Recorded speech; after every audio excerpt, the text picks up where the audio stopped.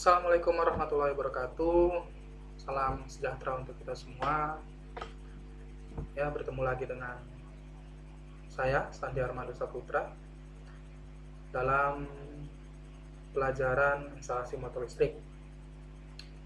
Adapun yang akan kita coba pelajari pada kesempatan ini adalah sistem proteksi motor. Ini adalah instalasi motor listrik untuk kelas 12. Sebelum kita mulai pembelajaran ini, ada baiknya kita berdoa menurut agama dan kepercayaan kita masing-masing, agar apa yang kita pelajari pada kesempatan hari ini dapat berguna bagi kita, dapat ridho dari Tuhan yang Maha Kuasa. Berdoa, mulai.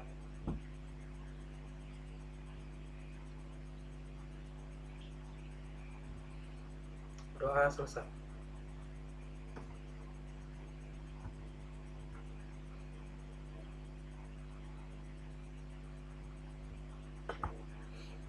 Oke.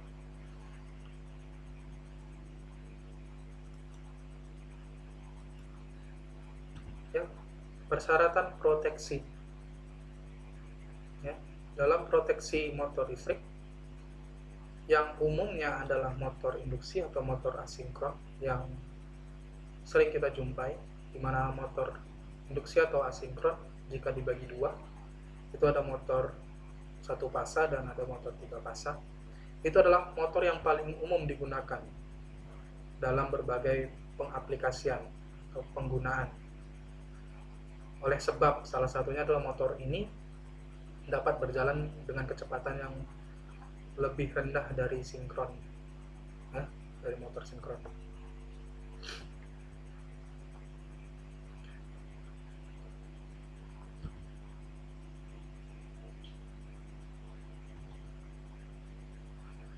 Ya, motor induksi, ya, di tingkat domestik ataupun industri komersil, ya, itu kan penggunaannya sangatlah mutlak, ya, artinya hampir 60 atau 80% penggunaan motor listrik induksi itu digunakan di industri, baik dia domestik, komersil, ya, internasional, nasional.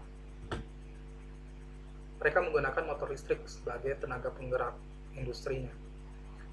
Jika motor induksi itu besar, ya, kapasitasnya besar, itu harganya mahal. Ya. Untuk itulah kita lakukan perlindungan terhadap motor, ya, karena memang dianggap sebagai unit yang penting. Ya.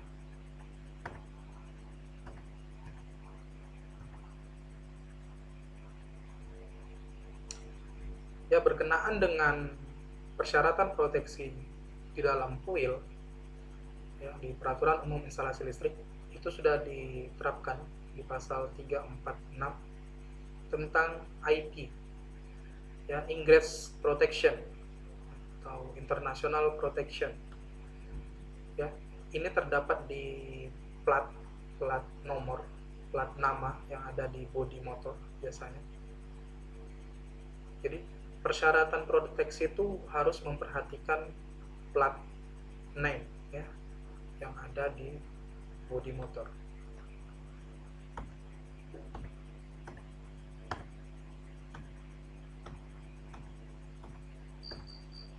Ya.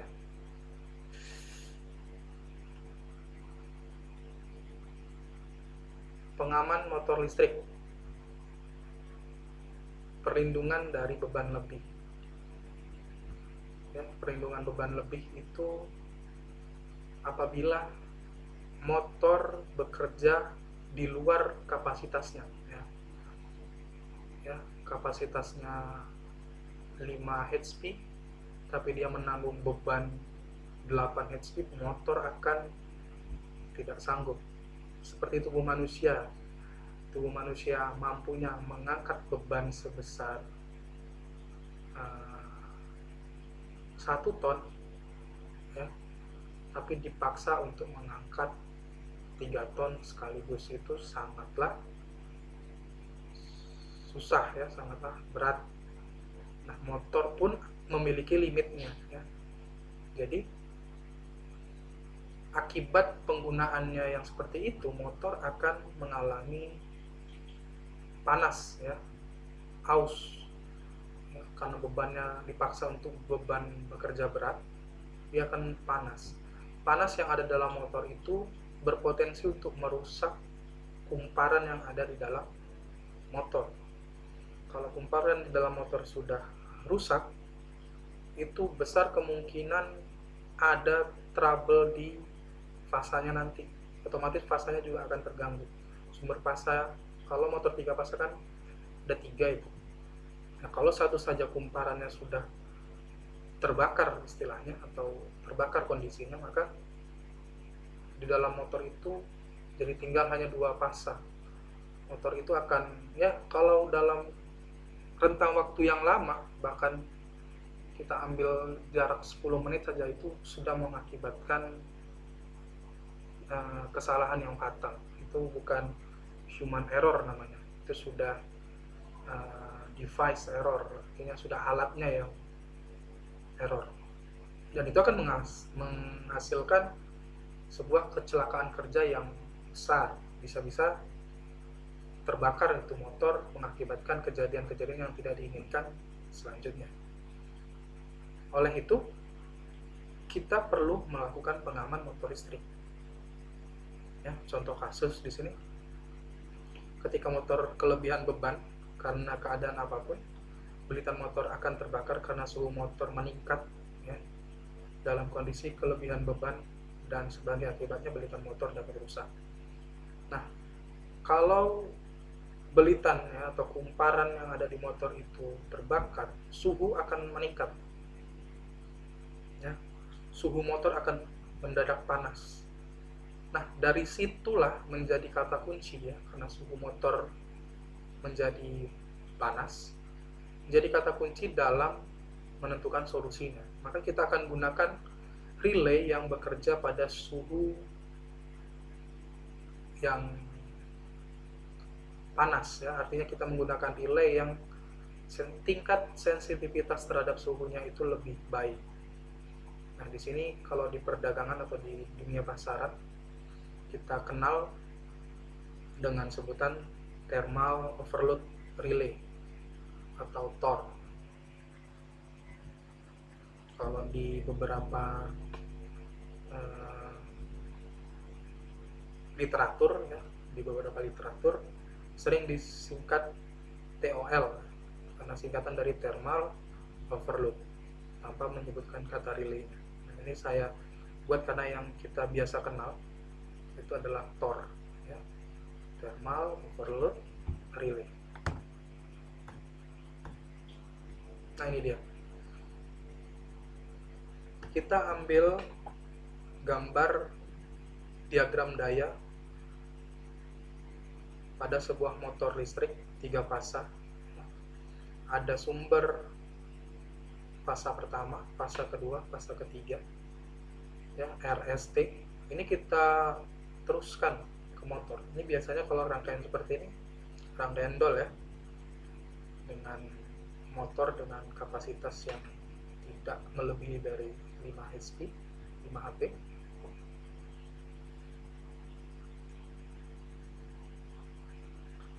Nah, di sini ada Q1. Ini pengaman juga, tapi dia kalau lihat dari simbolnya ini seperti spring ya, patron lebur. Nah, namun karena ini ada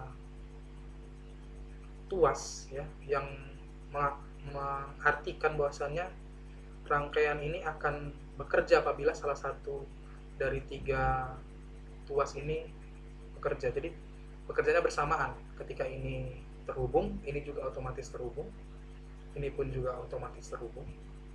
Nah, kalau gitu bisa kita asumsikan, bukan asumsi lagi, ini bisa kita pastikan sebagai MCB ya, bisa kita asumsikan sebagai MCB. Karena apa? Karena letaknya adalah sebelum kontaktor ya, kontaktor kan nih dengan eh, simbol seperti ini dengan angka seperti ini itu sudah menunjukkan bahwasanya ini adalah kontak utama pada sebuah kontaktor magnet. Dan ini kan sudah KM1, artinya kontaktor magnet 1. Berarti ini adalah sebuah MCB 3 fase. Ini pengaman terhadap arus lebih, ya. Kita bisa lihat ketika ada arus lebih, ya, diputus. Oke. Nah, arus lebih ini lebih mengamankan rangkaian kontrol. Nah, dari sini kan nanti ditarik ke rangkaian kontrol, ya, mengamankan rangkaian kontrol sekaligus mengamankan rangkaian daya. Ini kan rangkaian daya, ya, mengamankan si teknisi juga apabila ingin memperbaiki rangkaian. Ini adalah salah satu bentuk pengamannya. Jika ada trouble, ini kita putuskan, otomatis ini sudah nggak ada arus listrik lagi. Oke. Nah, Tor letaknya di mana? Dia sebagai salah satu pengaman yang kita manfaatkan untuk mengamankan motor tadi, ya, arus akibat motor yang bekerja di luar kapasitasnya, menghasilkan motor yang panas, ya. Nah, disinilah Tor F2 ini Tor, ya. Jadi Tor itu melewatkan masing-masing fasa yang keluar dari kontaktor magnet menuju ke terminal-terminal motor listrik. Nah, disinilah dia diamankan. Inilah proses pengamanannya. Apabila suhu motor mendadak naik akibat kehilangan fasa misalnya, atau akibat penggunaan lebih dari kapasitas motornya, ini kan akan panas, ya, otomatis respon panas itu akan mengalir kemari, ya. Nah, ini karena Tor sifatnya sangat sensitif terhadap panas, ya, dia akan memutus nanti. Dia akan mengamankan dari motor ke rangkaian utama ini. Maka tidak aneh bila nanti di industri, ya, kita lihat jika motor yang bermasalah, rangkaiannya ini MCB tidak mati. Kenapa? Karena memang MCB fungsinya adalah mengamankan arus lebih yang ada di rangkaian kontrol dalam. Dia tidak mengamankan motor. Motor ketika panas cukup overload saja yang putus. Jika motor panas, overload saja yang putus. Tidak mengherankan jika nanti di industri ditemukan hal-hal yang seperti itu. Loh, kenapa ya Pak?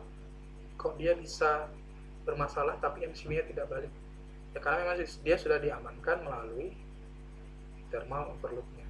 Sudah diamankan dahulu motornya. Ya, karena secara kalau dari hitung-hitungan bill, ya, misalnya hitung-hitungan cost motor ini yang harganya sangat lumayan ketimbang peralatan yang ada di dalam, ya. Jadi yang harus diamankan dulu ini langsung putus, ya, ini harus putus. Nah, ini ketika ada short circuit misalnya di sini di rangkaian kontrol ataupun daya, barulah MCB yang bekerja. Jadi kita tahu nih ya mana perbedaannya. Walaupun sama-sama arusnya yang diamankan, tapi spesifikasi atau tugas dari overload dan MCB itu berbeda.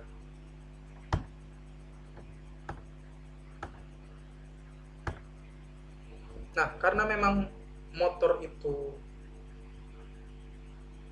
sangat dibutuhkan, artinya sebagai alat yang harus dijaga kekontinuannya atau keberlangsungannya. Jadi jangan bentar-bentar motornya rusak akibat rangkaian yang kurang baik gitu. Nah, jadi salah satu pengamannya itu adalah dengan meletakkan pembumian di bodi motor.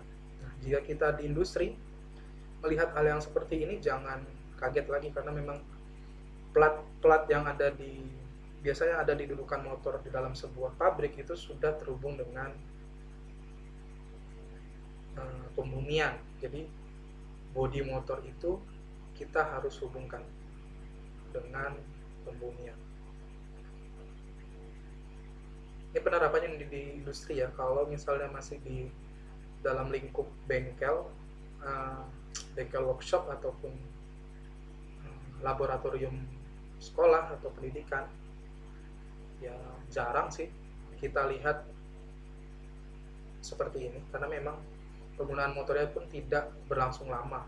Artinya kita hanya sebatas menguji coba saja, 10 detik motor itu berjalan sudah kita matikan.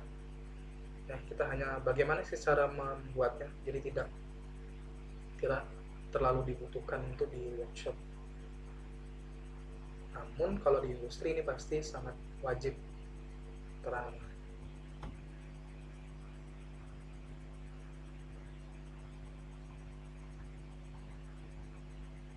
Oke, saya tadi kan bilang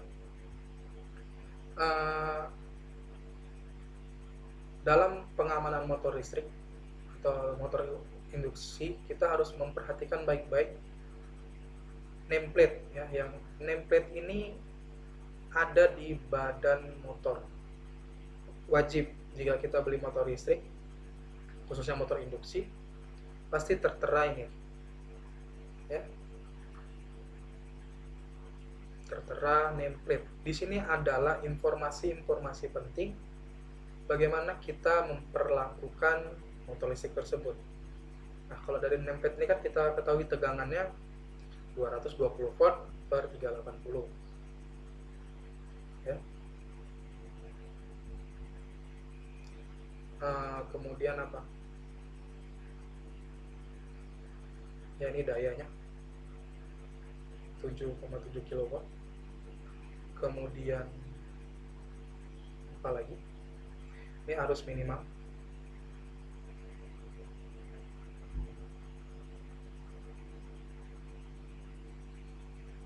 kemudian arus nominal ini 31/18, ini arus nominal IM. Berarti kita harus memperhatikan ini ketika akan menstarting motornya, karena motor itu ketika start atau hidup mula berputar di awal itu arusnya bisa sampai 5 atau 7 kali arus nominal. Arus nominal ada 31 ampere, jadi kemungkinan waktu start lonjakan arusnya itu akan mencapai berapa kali 5 saja. 3 kali 5 sudah 150, ada 155 ya, 155 ampere. Dan itu yang harus kita persiapkan baik dengan pengamannya ataupun dengan kawat penghantarnya. Jadi memperhatikan kawat penghantar yang bisa dialiri arus ya, walaupun sangat singkat ya, tapi ini menjadi parameter bagaimana kita memperlakukan motor induksi tersebut. Sambungan delta segitiga ya, dia bisa delta bisa segitiga. Ini hertz, ini apa, frekuensi, Kospi ini faktor kerja ya. Nah, IP44, nah ingress protection 44 yang tadi saya singgung, international protection, ingress protection 44 ini kode ya, bahasanya ada 2 digit, huruf pertama 4, huruf kedua 4, nanti ada tabel ya, ada tabel yang sudah dirilis secara internasional. Nah, nanti kita perhatikan di sini ya, ingress protection ya. IEC ini salah satu lembaga yang menjadi rujukan oleh dunia terkait standarisasi peralatan listrik ya. Mereka lah yang membuat rules terkait penggunaan peralatan listrik.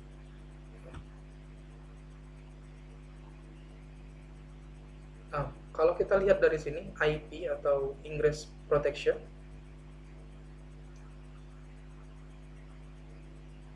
digit pertama, misalnya tadi adalah 44 ya, di slide sebelumnya kan 44 ya. Jika 44, maka di angka 4 pertama merupakan perlindungan dari benda atau bahan padat. 4 kedua atau digit kedua itu perlindungan dari cair ya, bahan cair liquid. Nah, yang ketiga biasanya ada tapi umumnya itu tidak dituliskan karena angka ketiga bukan bagian dari IEC ya, jadi tidak diperhatikan. Namun kalau tidak tertulis, kita bagaimana memperhatikannya kalau tidak tertera di nameplate-nya? Biasanya ditiadakan. Nah, ini tadi yang saya bilang, seandainya 44 ya, berarti kita tengok tabel angka pertama. 4 adalah proteksi terhadap benda padat yang halus. Terdapat proteksi terhadap benda padat dengan diameter di atas 1 mm ya, jadi dijauhkan terhadap benda padat di atas diameter 1 mm. Nah, kemudian tabel angka kedua 44, proteksi terhadap benda cair berbentuk splash ya. Siraman benda cair berupa splash dari arah mana saja tidak akan menimbulkan efek yang berbahaya pada alat. Nah, biasanya kita tahu bahwasanya motor listrik tadi ketika ada cairan berupa splash dari arah mana saja itu tidak akan menimbulkan kerusakan terhadap alat. Jadi ini adalah informasi-informasi yang dibutuhkan dalam pembacaan Ingress Protection. Ya, saya rasa cukup sekian untuk pemaparan di awal ini. Nanti kedepannya kita akan lebih spesifik lagi. Umumnya adalah kalau di kelas 3 itu sudah, selain bagaimana memproteksi sebuah motor, nanti di kelas 3 itu kita akan mempelajari rangkaian-rangkaian apa saja yang digunakan dalam penghasutan motor listrik ya. Kalau di kelas 2 sudah sedikit dibahas, namun hanya beberapa rangkaian. Nah, kalau ke kelas 3 itu sudah harus lebih spesifik lagi dalam instalasi motor listriknya. Oke, saya rasa cukup sekian. Jika ada yang ingin didiskusikan, bisa melalui kolom komentar di video ini. Nah, ya, untuk tugas nanti akan saya share linknya melalui grup WhatsApp kelas. Jadi mohon dikerjakan tugasnya melalui link tersebut ya. Saya rasa cukup sekian. Terima kasih atas perhatiannya, atensinya. Saya akhiri. Assalamualaikum warahmatullahi wabarakatuh. Tetap semangat dan sukseslah.